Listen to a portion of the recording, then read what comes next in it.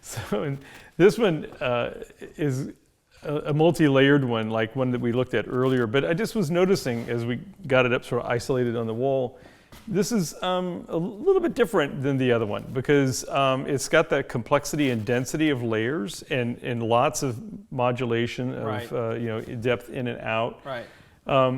But what I realized is the distinction is this one's is definitely more pictorial.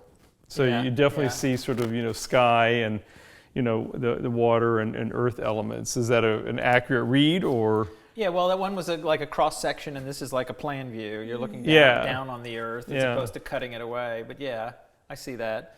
Yeah, this one is a progression, a gradation from high walls and low river to low walls and high river across the thing. So it's, for people who are just looking at it on the video, there's almost about 2 inches difference between this and this in terms of the plane. So, and then as it comes around, that's not flat. That's actually each of these are recessed. So there's a lot of more elements, a lot of height play, and a lot of height differences going on in these things. Very few things are sort of adjacent to one another in the same plane. Yeah, that's true. So there's a lot of movement, which makes it extremely dynamic. Which is also kind of interesting because it's like, when you look at this is sort of like clouds and looking at the sky because you're looking at more sky beyond clouds all the time. So that's what I mean. It's very pictorial. Yeah. I hadn't really appreciated that until we kind of got it up here and I realized, but you're right, that is also the distinction with the other one. It's really similar to the Innerhole pieces in that it has that river and the phylogons around. Yes. But in this case, again, not complete. Yeah, the break in it. It's got an opening. There's actually,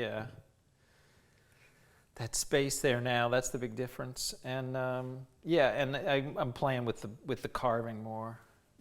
But this is a Formica surface. It gives it that nice flat color.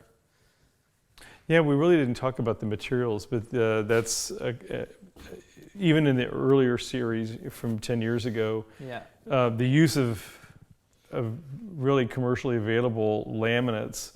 Like you said, like masonite, not masonite, but kitchen countertops and things like that, Formica. Yeah, Formica. I just thought it was really funny when I started onto the digital computer-driven tools to take a material that by hand cutting Formica is difficult. Very tough, yeah. Very tough. Same with plexi, shaping plexi.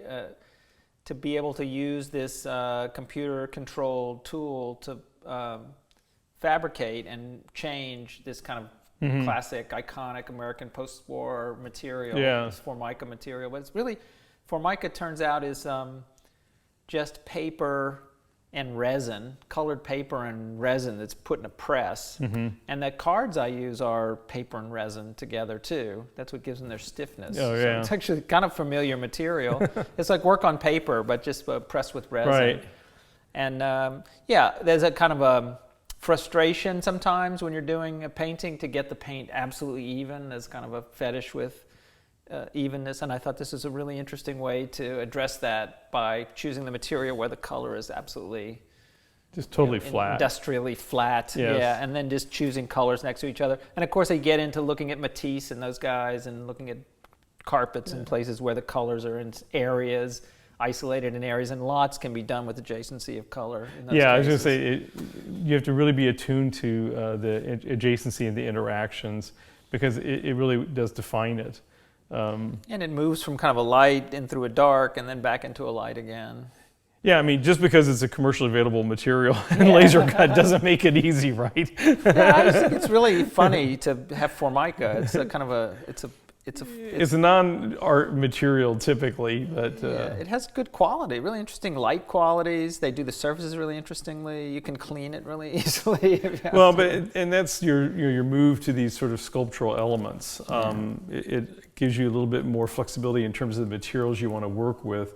And some of the other pieces that we've talked about, like the piece that's a little bit more the grids. Graphic in the grids, probably wouldn't have been as easy to do or come off as well if it hadn't been done with these materials. Yeah, I think so. Yeah, it depends on the centers of those grids being really flat color, really even. If there was any because your expectation on a piece like that is for it to be sort of pristine, perfect, almost commercial. Yeah. Very flat and in perfection since it's so rigorous. But yet it's very adaptable here. And of course, you break that by using lots of curves, movement, breaks, Right. and things like that. So, Yeah, you make it a shape that your countertop you wouldn't wouldn't anticipate be. or expect in a commercial material. The most you see them people do is kind of a rounded counter, Yeah. or something like that, or a rounded edge. So to take But it's all with a protractor. yeah. Now you have these hand trimmers they use, but to do something that Yeah. like laser cut precision or CNC precision cut of the shape and fit them together like that, I think it's a great fun thing to do. Yeah, I'm glad we were able to touch on the materials because I realized we had not actually done that yet. Okay, So. cool.